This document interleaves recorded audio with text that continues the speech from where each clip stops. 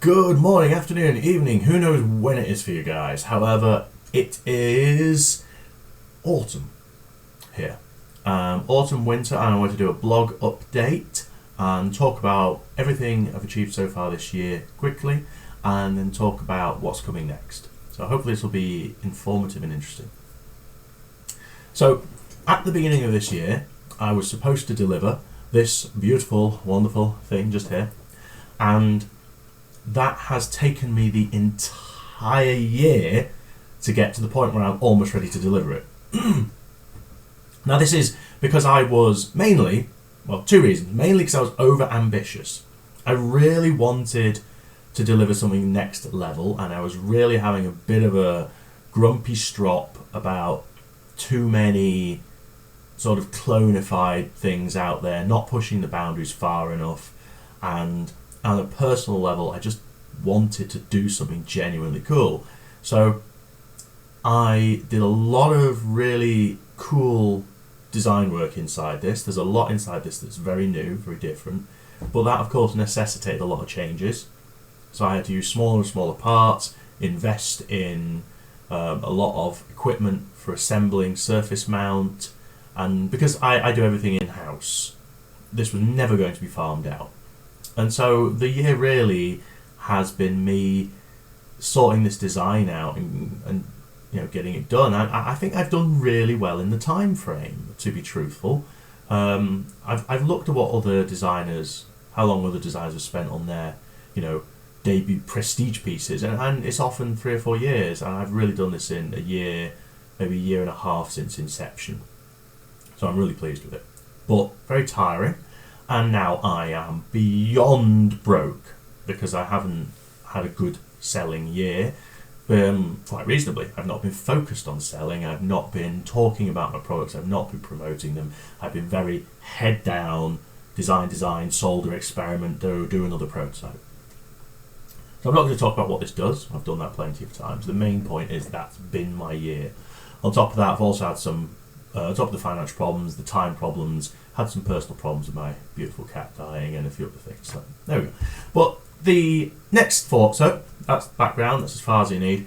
Going forward, this is going to be delivered soon to all the Kickstarter guys. I know it is because other than fine-tuning a few little bits and pieces I'm not quite happy with in terms of how it sort of fits together and messing a bit with the artwork, because that's not the final artwork. It works. I've got prototypes, I've been taking them to guitar shows and letting people stamp on them to see what their feedback is and make sure I'm not losing my mind. So this will be out, and then I'm hoping to put this on general sale around December. Hopefully everything will be delivered and you guys can buy it. So that's my next step forward. Now, once this is delivered, I need to revisit the Tone Lord.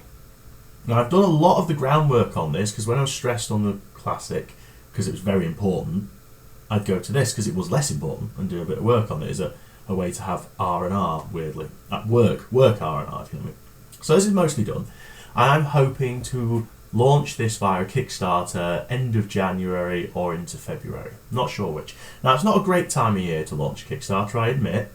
A lot of people are still not recovered after Christmas, or they're thinking about Valentine's in February, or some of them have got half term with kids, they might be going skiing, who knows.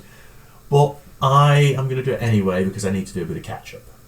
I love this pedal, I love the first one, and this will bring the Tone Lord into line with this export daughterboard system, because in addition to having a few new features over Tone Lord 1, it's still basic core circuit. The core circuit's the same. If you've got a Tone Lord 1, there's no desperate need to upgrade.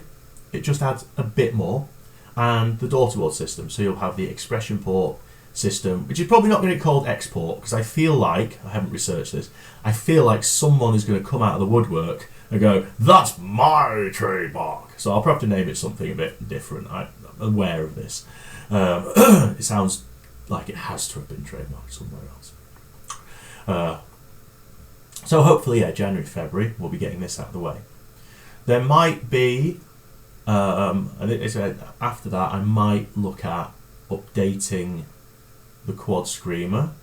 Again, keeping the design similar and adding the export feature. Now, I have a bit of a doodle for this, but this is in the air. But let us say this might happen, if it's not too stressful, after the Tone Lord. So it might happen in April, May, but then again it might not, because that's a lot to deliver in a short time frame. I've learned a lot of lessons, and the Grand Classic took a year. I'm saying the Tone Lord will be ready and out the door quickly, sort of done at the end of January, February, being delivered in March, maybe April it'll be on public sale. But let us assume that all goes to well, be looking at something kind of like this for the Quad Screamer 2. So what I'm thinking of doing, thinking forward, and I say please don't put this off buying the regular Quad Screamer, because I think the Quad Screamer is an amazing pedal. I'm going to keep selling that. This will be different. Understand this? This, unlike the Tone Lord, which is an evolution, this is actually quite a change.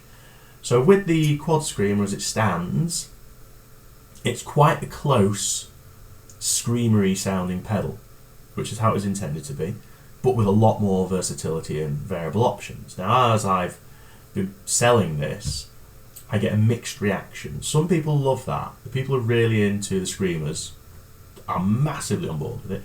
The people who have used screamers in the past and felt they didn't quite do what they were looking for, so they actually want something different, are not satisfied with it because they want something different. Now, I love the screamer circuit. I think it's got a lot of potential, but it has some weaknesses.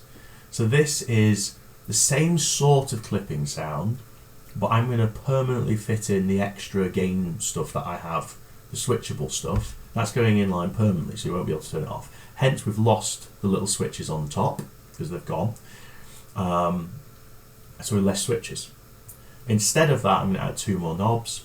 So there'll be a pre-gain, which allows you to change the gain range of the screamer sound. So instead of just having how much gain is brought in, that'll really change the structure. So at the very left, it'll be very clean. It'll be cleaner than a normal screamer. At the very right, it'll be far more aggressive, far heavier and dirtier. In the middle, it'll be similar.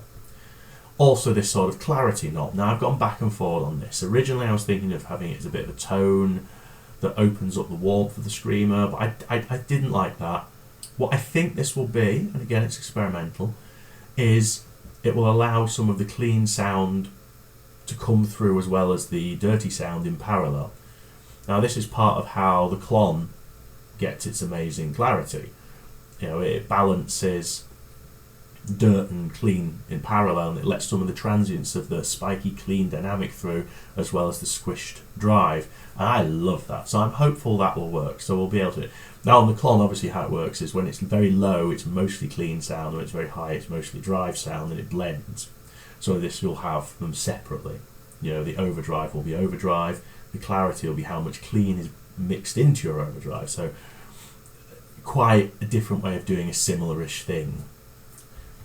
And yeah, I know more. So this really is going to be a much more my own sound pedal, and I may use different germanium diodes in it because I have quite a lot of them now.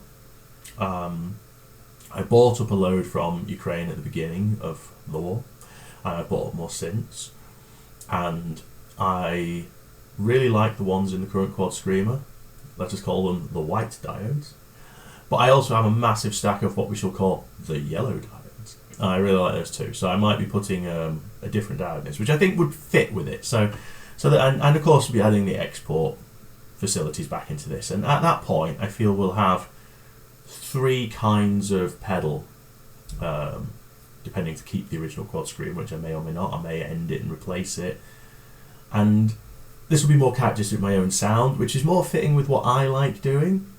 I think the Quad Screamer was a moment in time where I was like, let's improve this thing, and I'm like, that's not quite my direction.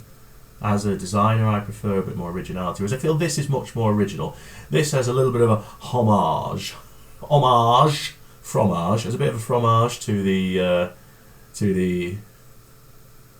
original Screamer, but it's quite different.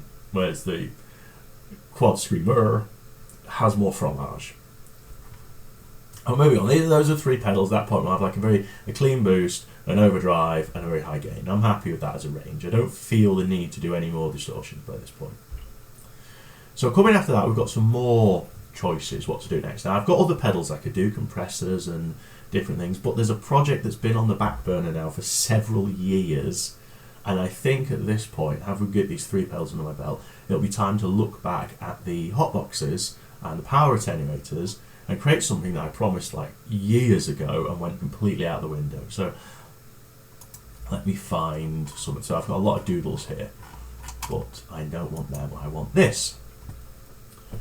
So this started out life as the Burn box, I think it was. And way back when I was making the original power attenuators, I thought, wouldn't it be great to have like an inductive analog speaker sim? Because I'm not a massive fan of impulse responses. I think they work really well and sound really well, but I don't like how they function. I don't like the whole set and forget, slap in a preset and move on thing. It's not, again, not my bag, not my vibe. I want something more analog.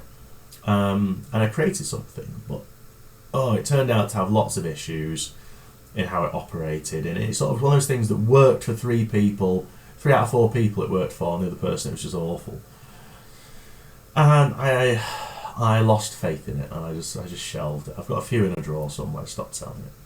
I went back to the drawing board. I made a very simple hotline, which I don't think I've got a drawing of anywhere. I don't know. Oh, there I do.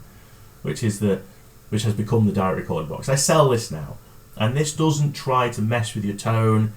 It just sort of a proof of concept. It works. It gives you a way to get a line out of your power attenuator. And I've been satisfied with how that sells, how that works, and so I wanted to evolve it into something that had a lot going on. Now this has got a Kickstarter preview. It's been up for years. I've got a link for it somewhere. I'll put it in the description. And please do follow it, and then you'll be notified if I ever launch it. But so maybe next year summer this will be after those. So we've got the pedals first. I want to solidify that and go back to the attenuators and solidify them as a range. And this lovely device will basically enable you to take a power amplifier, full level 100 watt signal or whatever, and turn it into a speaker compensated line out ready to just plug straight into your desk. It's kind of like an anti-plug-in system. It enables you to do it live as well. Now for me, that's where I think this will come in. So what you'll be able to do, I mean, if I don't read too much into the controls, I have changed these so much, is pick some kind of speaker type, pick some kind of microphone type, possibly have some other fine tuning. I've got saturation here. Maybe I'll put transformer saturation in. I have literally not experimented with that at all. It's just like, that'd be a nice idea. So, I mean, it may or may not stay. And an output, and those sort of thought, that idea of simple controls that let you pick some kind of speaker sound, fine tune it a bit, and then directly put that out. It'll just sound good is part of the goal.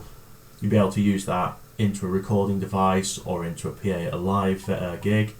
Having a headphones out, I think, is very important. That would be a fully powered headphone amplifier with good quality and a separate volume. That I'm almost certain will go in there. I've put some other switches on. That seems to be a theme. I love these front switches, and I like them so much on the pedals that I've sort of carried them over into this idea of a DI, and saying, well, can we have 4 switches that do something really interesting? And I've given them names according to what I think in my head I might be able to do. So the difference between an open back cab and a closed back cab predominantly is the roll off of the low end. I can definitely do that in a circuit. Heavy cloth is predominantly about the resonant frequency response, because the way it damps the speakers, that's shifting the frequency. Definitely do that, and so on. I'd work that out.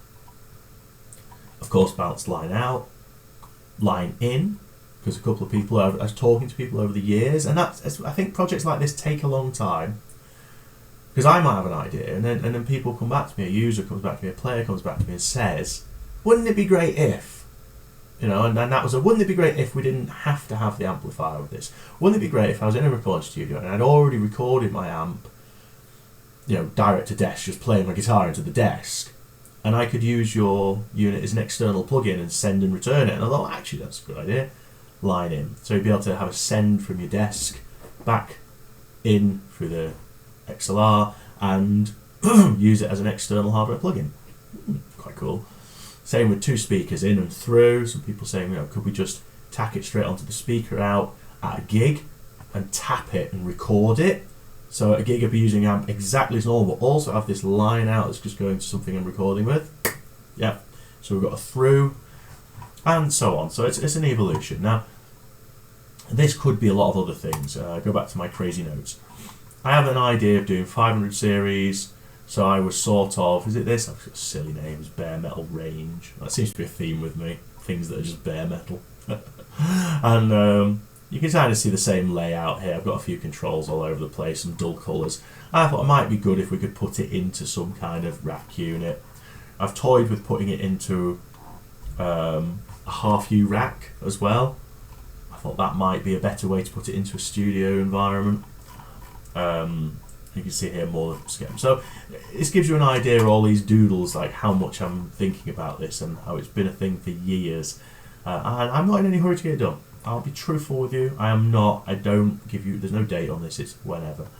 And a sort of structural thing, you know, floating balanced input, some kind of gamepad, some kind of VU meter.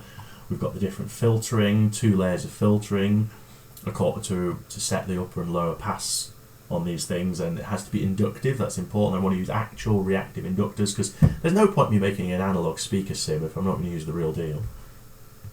You know, some tonal shaping. These are the switches. A second set of tonal shaping to simulate the microphone.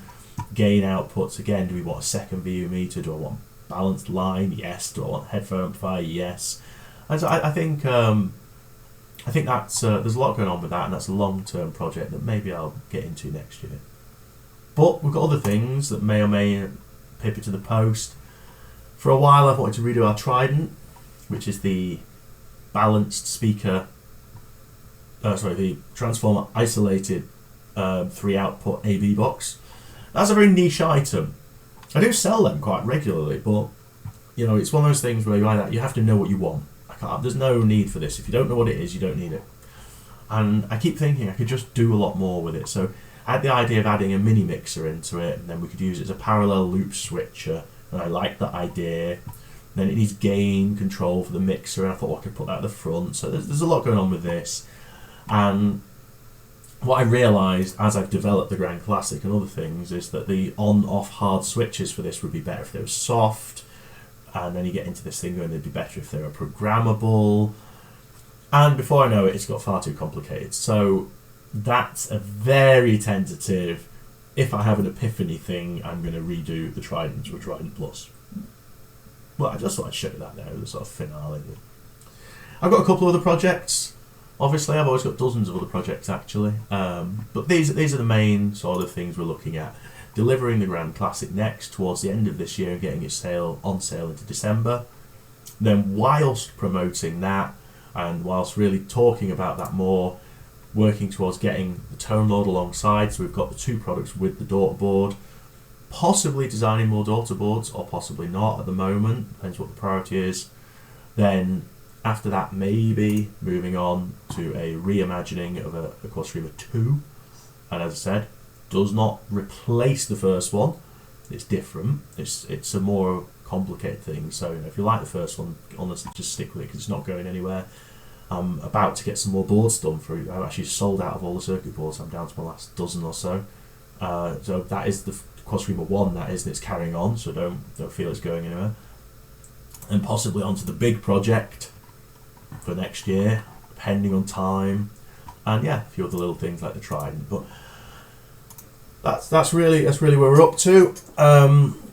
To make all this happen, I need to stabilise my income. I'll be absolutely honest. I'm a bit struggling for money now. This is my sole income. I don't have another job. I, in the past, have done contracts with people. I may do one again, but at the moment there are none in the pipeline. It's just this. So, you know, the losses I made from having the various hacks. I had Facebook hacked, if anyone knows that, and I lost all my advertising, my connections. That was very difficult. Personal difficulties with other things. Just the cost of running cars and houses is quite tricky. As I'm sure you all sympathise and know. You know, I'm sure I'm not the only one in this boat. But I've hung on in there, and I have high hopes that when people start hearing this, it's going to make a bit of noise, and we're going to have a lot of people go, wow, you've done that? Really? That's amazing. It sounds great, it works great, it does new and interesting things. We want more, and hopefully the other things with the pedals, the Tone Load 2, the QS2, will deliver that more. Right, so quite a long blog, like they always are, and I am going to enjoy today's little bit of fresh sunshine we've got in between the terrible weather. Get myself a coffee and go for a walk. I shall see you all soon. Keep well. Make crazy noise. May the tone stay free.